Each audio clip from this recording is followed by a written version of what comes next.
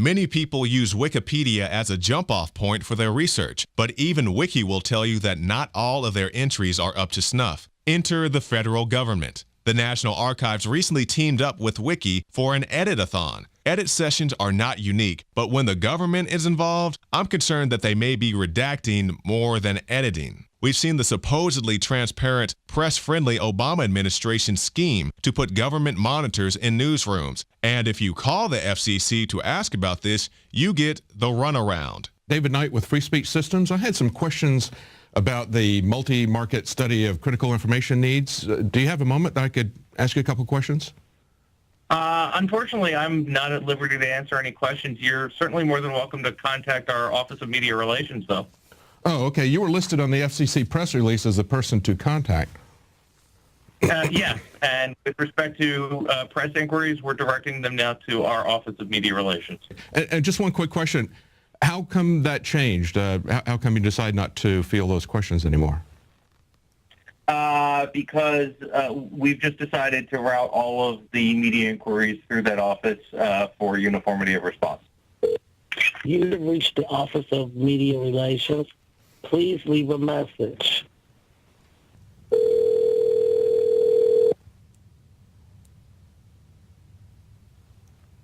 I've reached Dan Margolis with the Office of Communications Business Opportunities at the Federal Communications Commission. Hi, Mr. Margolis. This is David Knight with Free Speech Systems. I'm calling you because I just called that number you gave me for the Office of Media Relations. I've called them 3 times, and all I get is an answering machine like I'm getting now your number. Thank you for calling the FCC's Consumer Center. Sometimes agencies aren't that successful at stonewalling the press. It's come out that the CIA will now openly propagandize Americans. Very much illegal, but if you won't be held accountable, then why not? We've seen whistleblowers like Amber Lyons speak out about media censorship, but she's not the only one. And contributing to the growth of the alternative media, now we have this. Former CBS reporter agrees mainstream media manipulated, controlled by the establishment. And this is Miss Cheryl Atkinson, who served as a correspondent with CNN. At my heart, I feel like I'm an investigative reporter, and that's what I can bring to the table and contribute. And quite frankly, in the last couple of years, there just wasn't the appetite for that kind of reporting. I'm seeking out now, which is sort of in flux, is the opportunity to bring underserved stories to a broad audience through an editorial process that doesn't censor, that doesn't try to direct a story to go in a certain unnatural direction, but lets the story be told the way the story naturally is occurring. But to the government's credit, they have promised to stop lying because of sites like Drudge Report. Yeah, right. We'll leave you with how the government-guided mainstream press keeps their narratives going. You can find more reports at INFOWARS.com. A lot of times people will say, I heard something on CNN and then I read it again in Time Magazine. Well, you recognize Time Warner owns both CNN and Time Magazine. Or they'll say, you know, I heard it on Fox and then I read it in the Wall Street Journal. We can see Fox and Wall Street Journal both line up under the News Corporation, and so on and so forth. You can do this all across the board.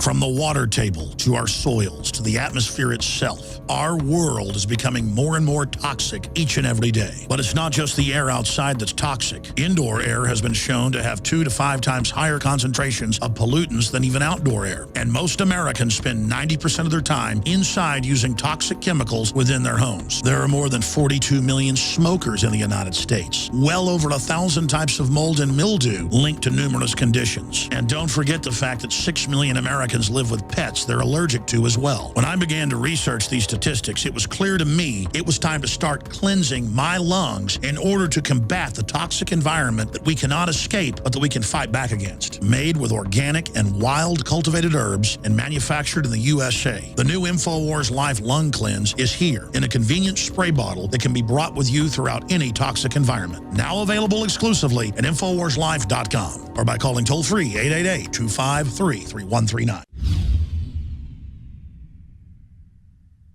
Introducing Pro One. All of your filtration in one system, portable, on the go. No more do you have 2 or 3 filters to just reduce sodium fluoride. You have a system that cuts out the sodium fluoride and up to 95% of hydrofluorosilicic acid. Advanced manufacturing technology combines silver-impregnated white ceramic with new Aquamedics advanced media for removal of fluoride and other heavy metals, all in one filter element. It is the only one that does it, and out of the gates, we have it discounted at 10% off with promo code WATER. This is the only system that in one unit helps reduce or remove pesticides, herbicides, chloramines, ammonia, and chlorine, hydrofluorosilicic acid, the most common form of fluoride not covered by other fluoride filter brands, and sodium hexafluorosilicate.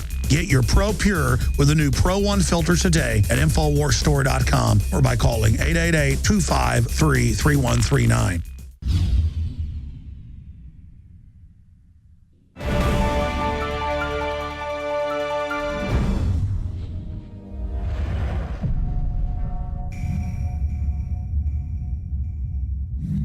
The Battle of Athens, Tennessee is not only a pristine example of the fight for democracy and freedom, but it's also an example of maybe why the government sees returning veterans as a threat.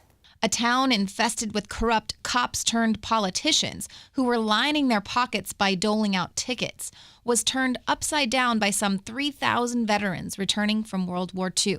The self-described wild vets became the target of law enforcement, who made a habit of picking up GIs and fining them heavily for just about anything. As election season approached, some of the returning veterans resolved to challenge the existing political monopoly by fielding their own nonpartisan candidates and working for a fraud-free election. The GI candidates promised an honest ballot count and reform of county government. But on Election Day, a town normally patrolled by just 15 deputies was swarmed with almost 200 armed deputies who turned up to patrol the precincts. Conflicts, of course, arose during polling, and a black man was shot in the back while trying to escape an officer assault. And when the polls closed, deputies seized the ballot boxes and took them to the jail. Opposition veterans responded by arming themselves and marching to the jail. In the end, the door of the jail was dynamited and breached. The barricaded deputies surrendered, and the ballot boxes were recovered. And the recouped ballots certified the election of the 5 GI nonpartisan league candidates. Now, in the present day, not only do we face rampant election fraud, what with e-voting and millions miraculously rising from the dead to cast their vote for President Obama, but the Battle of Athens also demonstrates how veterans are fearless. I mean, they've already stared right into the face of evil during battle, so they're not going to be afraid to stand up to tyranny when they return to the States. And this is what makes them enemy number one to a government that is hell-bent on totalitarianism. A controversial Department of Homeland Security assessment from 2009 lists returning veterans among terrorist risks to the U.S. A Morgan County, Indiana police sergeant recently admitted that the increasing militarization of domestic police departments is partly to deal with returning veterans, who are now seen as a homegrown terror threat. Tanks, guns, armor, all tried and tested on the battlefield. Now some of it is here in central Indiana on our streets, being used to keep us safe. Plus, you have a lot of people that are coming out of the military that have the ability and the knowledge to build IEDs and to defeat law enforcement techniques. During the standoff between cattle rancher Cliven Bundy and the Bureau of Land Management, the majority of the militia that rallied to Bundy's side were veterans. And while the mainstream media tried to paint the militia as lawless and intimidating, residents of Nevada who witnessed the exchange expressed their support for the militia, who did the job their sheriff failed to do. That is bull crap. Those are my children and this is my community. And if Metro does not have the guts to come out and protect us, what are you here for? What do we pay you guys for? And I want to tell every one of them militia, thank you, because not one of our government officials, not one of our sheriffs or a Metro would have saved us that day. They didn't save us that day. And the government's disdain for veterans is evident in the sorry state at Veterans Affairs. The Phoenix Healthcare Center was busted creating secret waiting lists that amounted to little more than death panels for 40 veterans. 1,700 vets there were never even placed on a list at all, rather left to suffer indefinitely. And now 42 VA centers across the country are under investigation for possible abuse of scheduling practices, indicating the vast scope of contempt facing returning soldiers. So imagine the betrayal felt by veterans when they learned that the Obama administration had traded 5 top Taliban commanders in exchange for 1 Army sergeant, considered by some to be a deserter, and whose attempted rescue on multiple occasions cost soldiers their lives. But rather than get caught up in the mass distraction that is this prisoner exchange, stay focused on the real issue. Our government wants to paint veterans as America's next terror threat.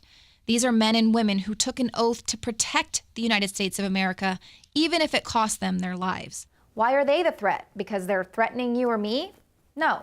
It's because veterans have been trained to take down America's enemies, and the shadow government that's now running this country is the real enemy number 1.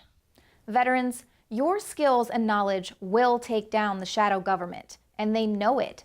But don't play directly into the government's hand by allowing yourselves to be manipulated into a self-fulfilling prophecy of extremism. Instead, soldier up for the info war. All right, folks, that's going to do it for tonight's broadcast. The InfoWars Nightly News will return, Lord willing, tomorrow evening at 7 o'clock p.m. Central Time. That's Texas time. Until then, have a blessed evening. We'll see you back right here tomorrow. Good night.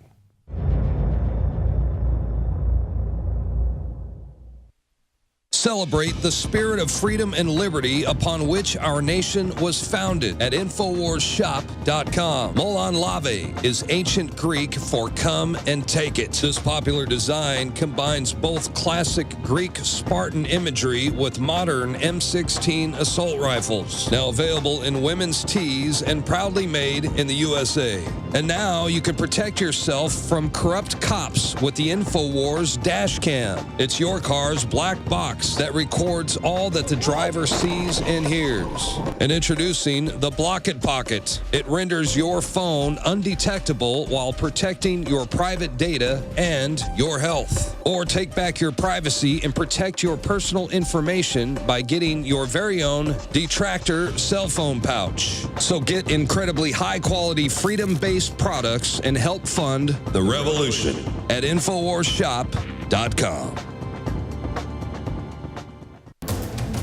You are watching the InfoWars Nightly News, which airs 7 p.m. Central at InfoWarsNews.com. Members can share their passcodes with up to 11 other people, and your support is helping us defend liberty worldwide.